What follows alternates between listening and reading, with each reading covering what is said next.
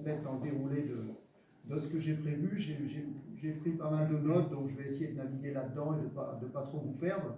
Je suis tout à fait d'accord avec ce qu'a dit Michel. Hein. L'histoire, elle est faite des mouvements sociaux, de plein de choses, et il y a eu maintes fois des occasions de diverger. Et on se rend compte actuellement, bon, je ferai des liens avec l'actualité parce que c'est aussi des clés de compréhension avec ce qui se passe. On se rend compte encore une fois du poids, de la lourdeur, de la pesanteur de la FNSEA et du modèle dominant, de son influence sur les événements et sur tout ce qui se passe actuellement. Et ça, c'est pas innocent, on pourrait reprendre l'histoire beaucoup plus loin, mais avec ce qu'a expliqué Nasser, ça fait très bien le lien. Je vais partir de quelque chose de beaucoup plus large, c'est qu'en 2023, il y a 1 milliard d'êtres humains qui ont souffert de la faim dans le monde. Bon, les chiffres, vous les connaissez, hein, c'est toujours... donc c'est déjà un constat. Sur 8 milliards d'individus, il y en a à peu près 3 qui n'ont pas accès à une alimentation saine et régulière, avec tous les problèmes que ça entraîne, la mortalité infantile, les maladies chroniques, et tout ce que vous savez, les retards de croissance, etc. etc. Et paradoxalement, on n'a jamais eu autant de richesses produites. Hein.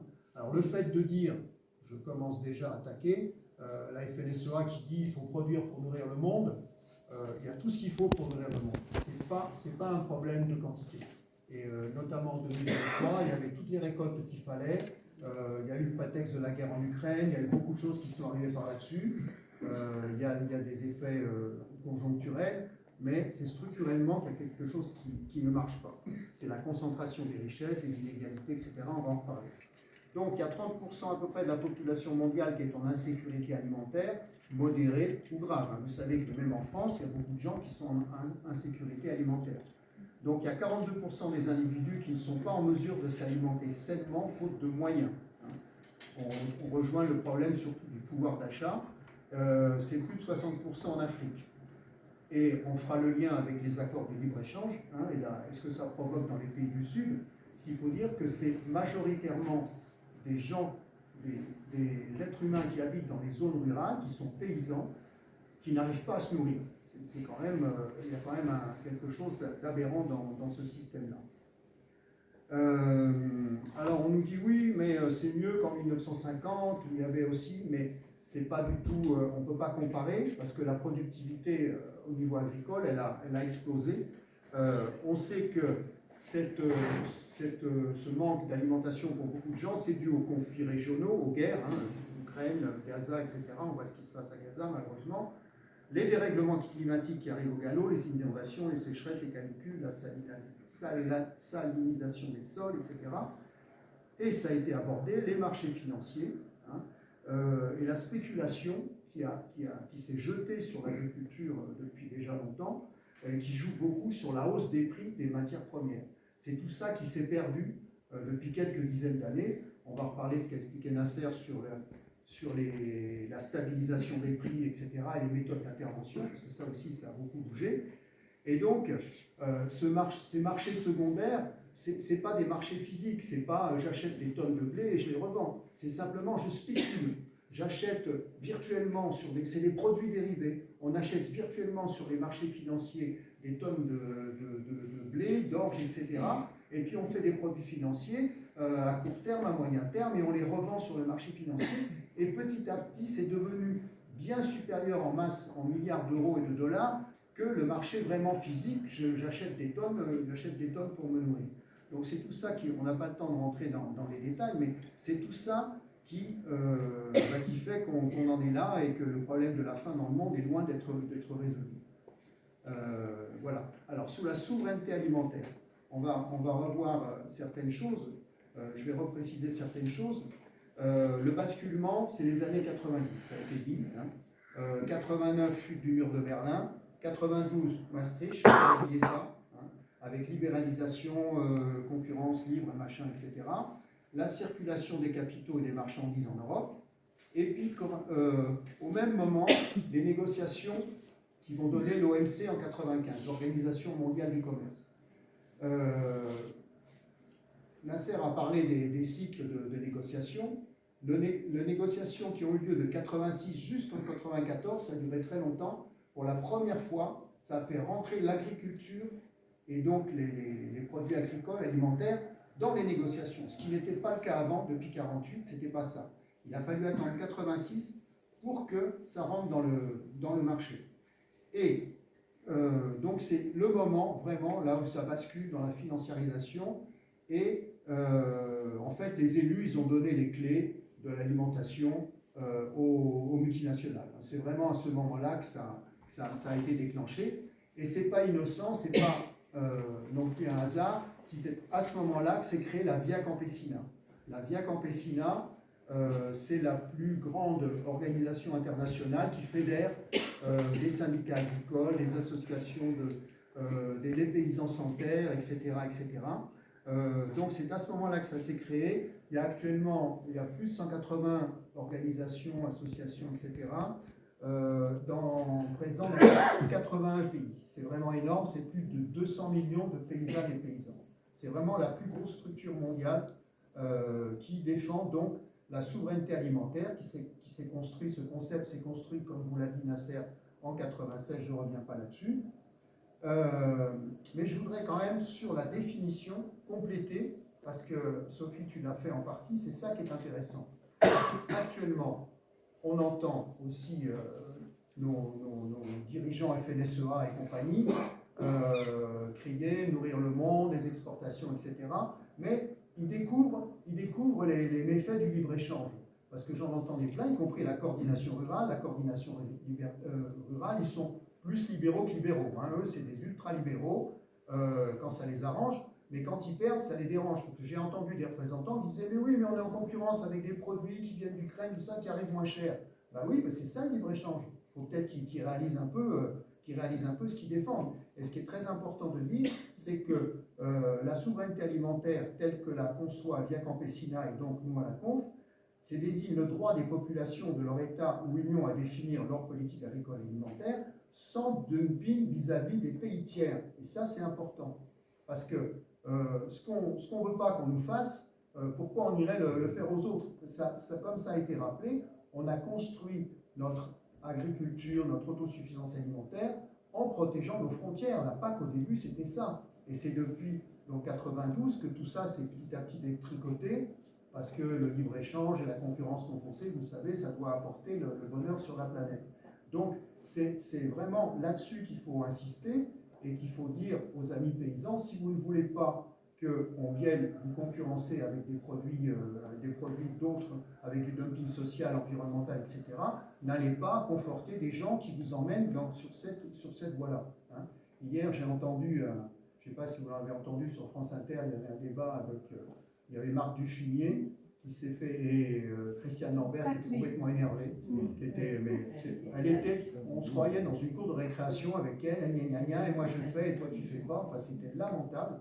Et Marc Dufumier expliquait très bien que pour aller se battre sur le marché mondial, il faut diminuer les prix. Qu'est-ce qui compense? C'est le contribuable avec les aides de la PAC. Hein. La PAC, elle sert à ça. Et il disait, c'est l'image qui est toujours reprise, on met en concurrence un paysan du Sud qui travaille avec ses mains avec quelqu'un qui a une Formule 1, avec des tracteurs et des gros tracteurs. Et forcément, il y a quelque chose qui ne peut pas fonctionner, et on sait au détriment de qui ça se passe. Voilà. Ça a l'accès des paysans. Ah oui, la souveraineté alimentaire, c'est aussi accès des paysans et des paysannes et des sans-terre à la terre, à l'eau, aux semences, au crédit. Hein. Et ça, il ne faut pas l'oublier. La participation des populations au choix de politique agricole, le droit des États à se protéger des importations à trop bas prix et à garantir des prix agricoles liés au coût de production. Tout est dit là-dedans. Hein. Il y a vraiment tout... la reconnaissance des droits des paysannes qui joue un rôle majeur dans la production agricole et l'alimentation. Alors, on n'est pas dans l'autarcie. La souveraineté alimentaire ne s'oppose pas aux échanges commerciaux, mais à la priorité donnée aux exportations. Elle permet de garantir aux populations la sécurité alimentaire tout en échangeant avec d'autres régions des productions spécifiques qui font la diversité de notre planète. Voilà, comme ça tout est clair. Et petite parenthèse, les méga-bassines, vous avez compris pour qui c'était. C'était pour que M. Rousseau, président de la FNSEA, puisse exporter son maïs à des prix sur le marché mondial et s'en mettre dans les poches. Voilà, je résume, je caricature un peu, mais c'est quand même ça. Donc la souveraineté alimentaire, c'est ça. Et d'agiter le chiffon rouge comme le fait Mme Lambert ou d'autres de la FNSEA, il faut produire, il faut plus de jachère, il faut qu'on puisse produire, éliminer les haies, tout ce qui gêne pour qu'on produise, parce qu'il y a problème de manque et de pénurie, c'est une construction qui leur permet de continuer dans le modèle qui nous emmène tous dans le mur. Alors, la déréglementation généralisée, je voudrais revenir aussi sur ce qu'a expliqué Nasser, sur l'intervention. Au départ, la PAC, il y avait une intervention publique. Qu'est-ce que c'est que l'intervention publique? Il y a sur la viande bovine, il y a une hausse et une baisse, il y a trop d'offres. Donc les prix baissent. Donc pour maintenir des prix aux producteurs et pour éviter que ça se casse la figure, on stocke. On stocke des tonnes de viande bovine, c'était du stockage public qui permettait de réguler les marchés, de stabiliser les marchés. Donc les prix restaient constants. Quand ça allait mieux, eh bien on lâchait. Le problème, c'est comme on ne maîtrisait pas les productions, que plus tu produisais, plus tu touchais d'être PAC, ben le système il s'est engorgé et qu'il n'y avait plus de place pour stocker, ça devenait ingérable. Pareil pour les céréales, pareil pour la poudre de lait, le beurre, etc. Tout ça, ça a petit à petit été détruit aussi pour la sacro-sainte libéralisation des marchés. Il fallait laisser faire le marché. Donc on en arrivait dans les accords de libre-échange, il y a interdiction de faire du stock public. Maintenant, c'est passé au privé, évidemment. On laisse tout au privé, on laisse passer. Et qu'est-ce qui se passe aussi? C'est qu'on travaille de plus en plus à flux tendu. Parce que le marché financier demande aussi, il y a des rapidités, des algorithmes, vous savez comment ça se passe. Alors si on commence à stabiliser, à stocker, etc., ça ne va plus, il faut laisser faire le marché. Donc qu'est-ce qui se passe? Quand il y a des problèmes avec l'Ukraine en mer Noire, comme on est à flux tendu et que les bateaux passent plus, ça tout de suite, ça pose problème sur les stocks. On n'a plus de stock suffisant pour pouvoir réagir en cas de problème. Pareil avec la mer Rouge, vous avez entendu ce qui se passe actuellement, les bateaux peuvent moins passer, donc ça crée des problèmes. Et comme on est à flux tendu, que ce soit pour les pièces de voiture, pour n'importe quoi, l'alimentation, l'agriculture, les matières premières agricoles en sont réduites à la même enseigne. Donc, je vais continuer. Donc la famine, c'est une question politique, mais ça je pense que ici vous l'avez compris. Le modèle productiviste, comme il n'a pas tenu sa promesse de nourrir tout le monde, on en est loin, il revendique ce que je voulais parler un petit moment de l'aide alimentaire, parce que c'est un complément du modèle productiviste et agro-industriel. C'est-à-dire, comme il y a des surplus, il y a du gaspillage, l'aide alimentaire vient servir d'écoulement éthique, entre guillemets, parce qu'on fait un bon geste, puisqu'on aide les pauvres à se nourrir. Donc, depuis la loi de 2016, de la loi Garot, les grandes surfaces au-dessus de 400 mètres carrés, elles ont obligation de signer des conventions avec des associations. Il y en a 9000 en France, le chiffre dans le petit fascicule là. Il y en a 9000 en France qui s'évertuent à pallier le manque, tout ce que ne fait pas l'État, c'est-à-dire par des repas, parce que vous savez, les restos du cœur, par des paniers, des colis, des bons alimentaires, les chèques, les épiceries solidaires, etc. Mais simplement, ce que vous devez savoir, c'est que tout ça, c'est pas du don généreux comme ça, c'est défiscalisé à 66%. Ça sert aux grandes distributions, à M. Leclerc, avec M. Auchan, etc., à se donner bonne conscience tout en alimentant les pauvres, mais en défiscalisant et donc sur le dos de tout le monde. Ça apporte un débouché aux acteurs de l'agro-industrie. C'est un complément qui va avec. Donc, sous couvert de lutte contre le gaspillage, parce que c'est pas bien de gaspiller, etc., eh bien, il y a toute cette filière qui se met en place. Ça représentait en 2018 quand même 1,5 milliard d'euros. Donc avec du financement public, de l'Europe aussi, le financement privé, tous les dons qu'on peut faire, et puis un bénévolat énorme. Et tout ça, cette aide alimentaire, les gens n'ont pas le choix de ce qu'ils mangent. C'est vraiment ne pas les laisser mourir de faim. C'est différent du droit à l'alimentation. Il faut distinguer ça, le droit à se nourrir, du droit à l'alimentation qu'on va développer avec la sécurité sociale et alimentaire, qui est quand même autre chose. Et tout ça, ça a un impact bien sûr psychologique d'aller d'aller demander, parce qu'on n'a plus de quoi manger, d'aller demander à manger, c'est un impact psychologique, c'est un impact physique aussi, évidemment, tout ce que ça entraîne de problèmes qu'on a vu tout à l'heure, l'obésité, l'hypertension, etc. Donc,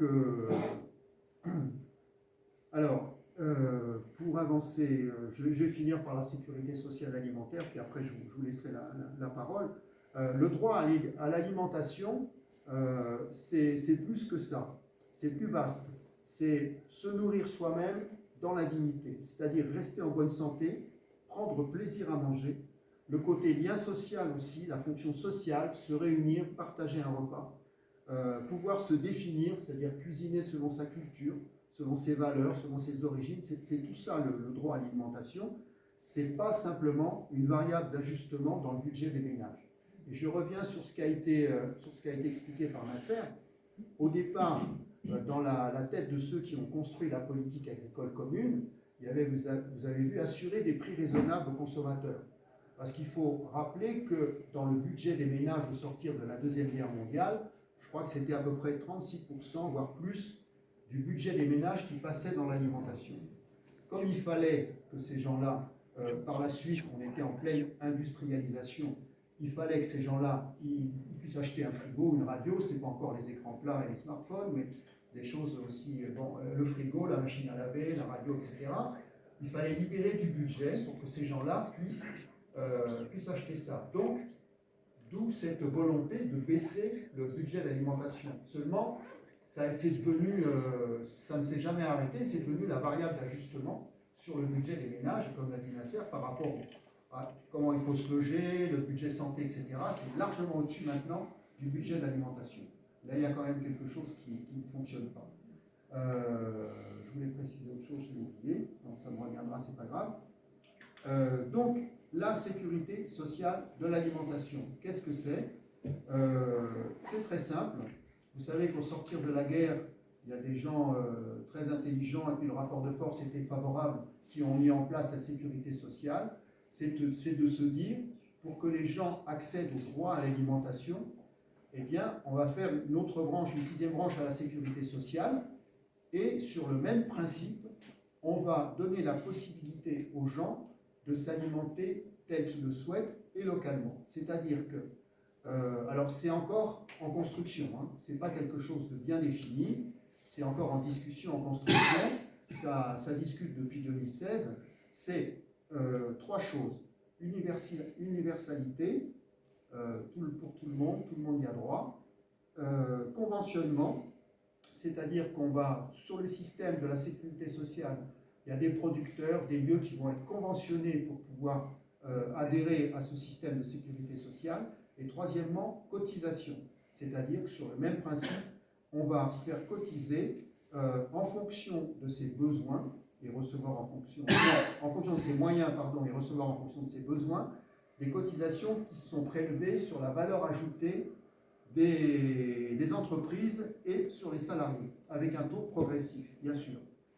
Alors, il y aura des caisses qui sont créées dans chaque département, avec une collégialité, une gouvernance partagée et citoyenne, avec des citoyens qui peuvent être tirés au sort, qui peuvent être, etc., des gens, y compris des précaires, pour qu'ils puissent accéder à la gestion de ces caisses. Et voilà, le principe, c'est ça. La carte d'alimentation serait créditée, pour l'instant on a défini, mais ça aussi c'est à discuter, 150 € par mois et par personne. Voilà, les conventionnements se feraient avec des producteurs. Hein, Angélique, elle peut conventionner sur tout ce qu'elle fait. Voilà, et ça peut être conventionné avec des magasins de producteurs, avec des AMAP, avec voilà, etc., des cantines, etc. Tout ça, ça pourrait être, tout ça, c'est à discuter, à construire. Il y a une expérience, mais je crois que tu vas en parler après. Je veux simplement dire, dans la Drôme, il y a des gens de la Conf et d'autres qui ont sur un marché depuis quelques années, qui proposent 3 prix. Sur leur étal, un maraîcher propose 3 prix. Un prix juste, qui comprend les coûts de production, la rémunération du travail et la protection sociale. Il y a un prix, je ne sais plus comment il l'appelle, bon bref, peu importe, il l'appelle un prix solidaire, je crois, qui est à 125%, et un prix inférieur qui est à 65%. Et chacun paye en fonction de ce qu'il considère, selon ses moyens. Et apparemment, ça fonctionne très bien, ça fait un peu boule de neige. Il y a d'autres producteurs qui se sont mis dans la ronde. C'est-à-dire que c'est vraiment de remettre le citoyen au cœur de la gouvernance, au cœur de son alimentation. Hein, le but, c'est vraiment ça, c'est de remettre les gens, de les impliquer dans leur alimentation. Parce qu'on sait très bien que ce qui se passe actuellement, c'est très bien, ce qu'on appelle la consommation, les consommateurs, vous savez. Bon. Mais ça concerne combien?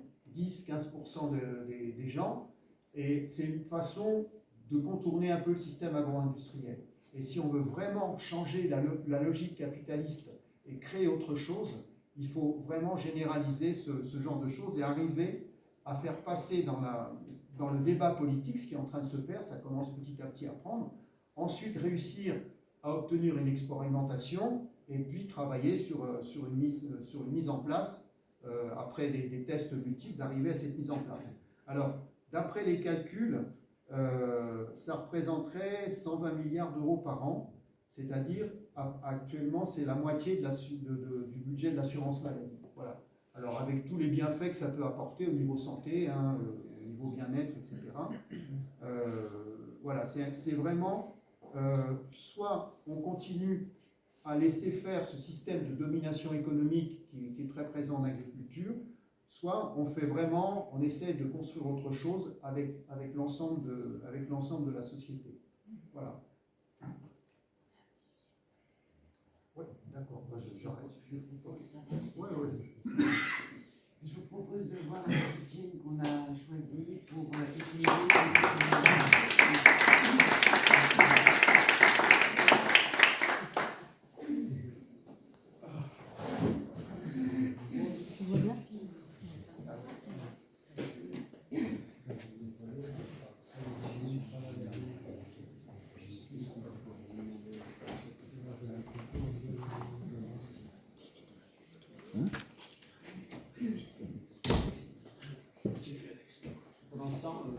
Oui, je ne me suis pas présenté. Oui. Parce que je connais tellement de monde ici que je ne sais pas. Voilà. Non, Patrick, j'ai été paysan, je suis paysan retraité. Je suis pas loin d'ici, à Prud'Homas, et j'ai été éleveur de chèvres, transformation fromage et vente. J'ai été aussi longtemps militant et représentant syndical à la Confédération paysanne. Voilà. Alors, je ne sais pas si tout le monde voit correctement l'écran.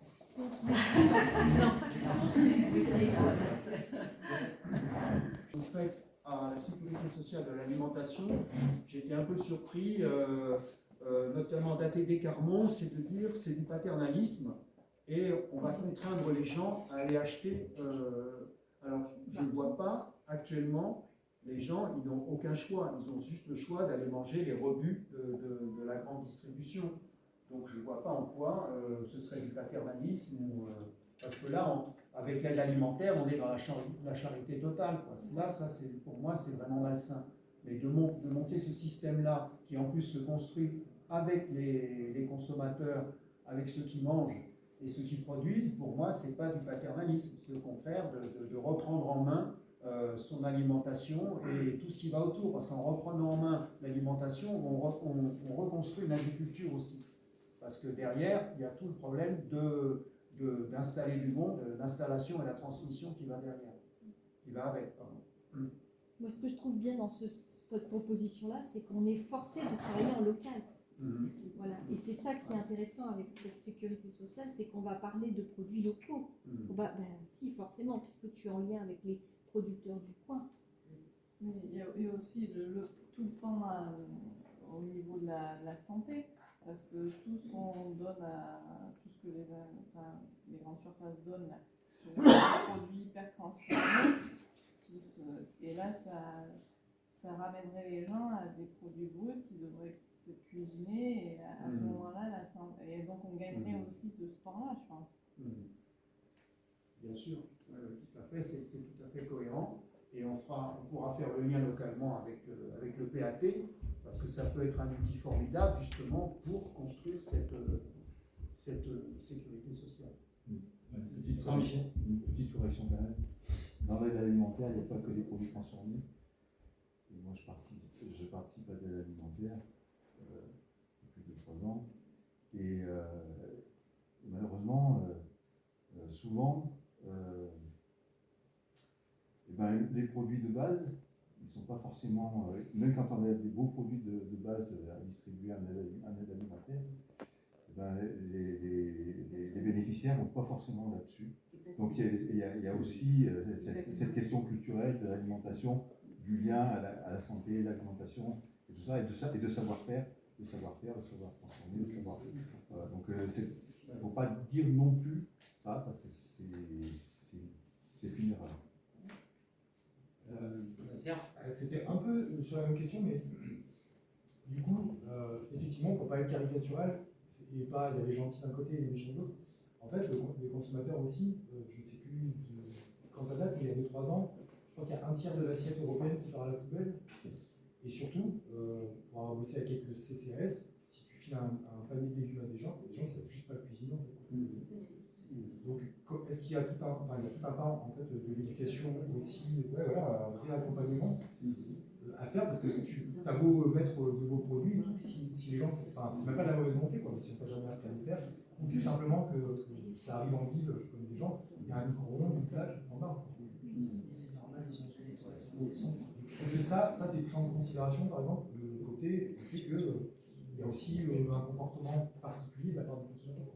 Pour l'instant, dans le concept, non, je ne pense pas. Non. Ce qu'on peut dire, bon, j'anticipe sur les PAT, mais sur le PAT de Cobalt d'Or que je connais bien, il y a un chapitre justement exactement sur ce que tu dis, et ils appellent ça des défis familles, c'est-à-dire qu'à budget constant, il y a des familles qui participent à ça pendant plusieurs semaines, d'acheter d'autres produits, d'acheter des produits frais et d'apprendre à les cuisiner à budget constant. Tu vois, il y a toute cette éducation, et je sais que depuis 2 ans, il y a à peu près 35 familles qui sont passées par là. Alors après, c'est à voir, est-ce qu'ils continuent après, tu vois. C'est le suivi, et bon, là on n'a pas encore d'éléments pour dire, est-ce que c'est simplement, bon, ils ont appris, voilà, et puis est-ce qu'ils vont reprendre leurs vieilles habitudes, de retourner à leurs vieilles habitudes, ça je sais pas. Mais Angélique peut peut-être témoigner, parce qu'elle fait justement du travail autour de la diététique et de bien se nourrir avec le public que vous accueillez. Oui, effectivement, il y a un partenaire qui n'est pas là aujourd'hui, qui est naturopathe. On a monté un projet d'action en direction d'un public fragilisé et loin de toutes ces préoccupations qu'on traite aujourd'hui, dans l'objectif de remettre l'autonomie dans son rapport à l'alimentation, en lien avec notre santé. Mais aussi, c'est vrai, moi, j'entends ce que vous disiez tous les deux là, je suis tout à fait d'accord sur le fait que nous, on est confrontés à un public qui ne sait pas cuisiner, qui n'a pas envie de cuisiner, et pour qui, en fait, la priorité n'est pas l'alimentation, très clairement. Et en fait, souvent, ils viennent à ça parce qu'ils ont des problèmes de santé, et que donc, ils y vont par contrainte, ou oui, ce soit par contrainte, santé. Et après, nous, on les amène en fait vers une prise de conscience sur le fait que, non, en plus, c'est indispensable pour la santé, mais ça peut être aussi ludique, et ça peut être aussi du plaisir, en fait. Et on utilise pas mal ce vecteur-là de plaisir et de ludique pour amener cette population vers notre chef cuistot pour réaliser un plat bon pour notre santé, mais aussi bon au niveau des papiers et du digestif. Mais c'est vraiment un travail d'éducation, en fait, de fond, je suis tout à fait d'accord, avec, en sortant du dogme moralisateur, en fait, qui souvent est plombant pour ce public-là. Je veux juste continuer à distribuer les paroles. Il y a Patrick, il y a Christophe, et après il y a Thierry. Oui, non, ce que je voulais dire, c'est que ça dépend d'un consensus et d'une propagande et d'un système de pensée influencé justement par ce système capitaliste. Moi, ça fait plus de 15 ans que je ne regardais pas la télévision suis allé chez mon voisin Gabi au moment de la Coupe du Monde de rugby, parce que je suis un passionné de rugby. Et quand j'ai vu les publicités qu'on nous montrait, et cette propagande publicitaire, on voyait la publicité pour la nouvelle pâte à tartiner à la cacahuète d'Ambros. Ah oui, et pour maigrir aussi, comme j'aime. Mais on voyait quoi? On voyait une famille modèle dans un pavillon 4 façades, avec un jardin bien ordonné, avec une pelouse bien tondue. C'est la génération, c'est le système tondeuse à gazon, quoi. C'est un système, mais d'une aberration et d'un... Il faut relire Bernays et Propaganda, quoi. On est complètement rentré dans des gens formatés. On ne veut pas que les gens cuisinent. On ne veut surtout pas que les gens cuisinent. On ne veut plus de cuisinière à bois, quoi. On veut des micro-ondes. Entendez même qu'aux États-Unis, les nouvelles conceptions de maison ont exclu complètement la cuisine. On se fait livrer les repas. Oui, mais moi j'ai eu l'aberration avec la sœur du gendre de ma compagne à Argenta, qui est américaine, et son frère vit à Argenta, mais c'est un américain.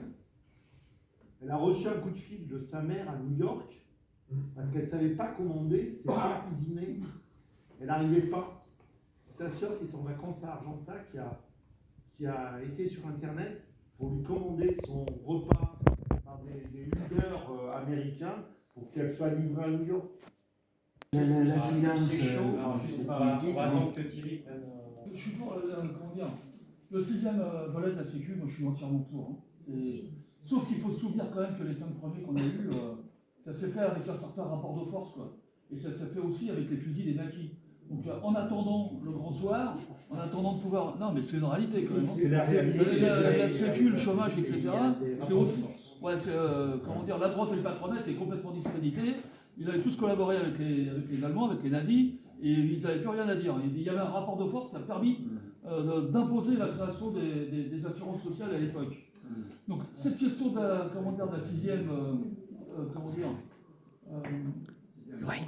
sixième branche de la Sécu, ouais, moi je suis entièrement pour. Sauf que de la même façon que les assurances sociales ont été créées sur ce qui se passait quand même dans l'histoire de France, à savoir que les assurances sociales ou les caisses de retraite, etc., elles ne sont pas arrivées en 1945 comme ça par hasard, mais elles ont été prises vraiment dans ce qui s'était passé dans le pays depuis des années. En lycée Germinal et les premières caisses de solidarité entre ouvriers, quoi.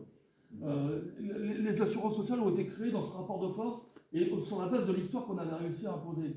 Je pense que si on veut arriver à ça, il va falloir quand même que tout de suite on mette en place un certain nombre de choses et qu'on arrive à avoir des nouvelles conquêtes très locales. Je ne sais pas si tu vas en parler dans le PAT, mais moi je pense par exemple qu'une des dispositions qu'on peut faire, et ça correspond à l'aspect culturel, etc., que tu disais tout à l'heure, là, il va falloir réapprendre au monde à bouffer correctement dans ce pays.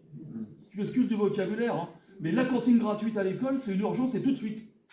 Avec,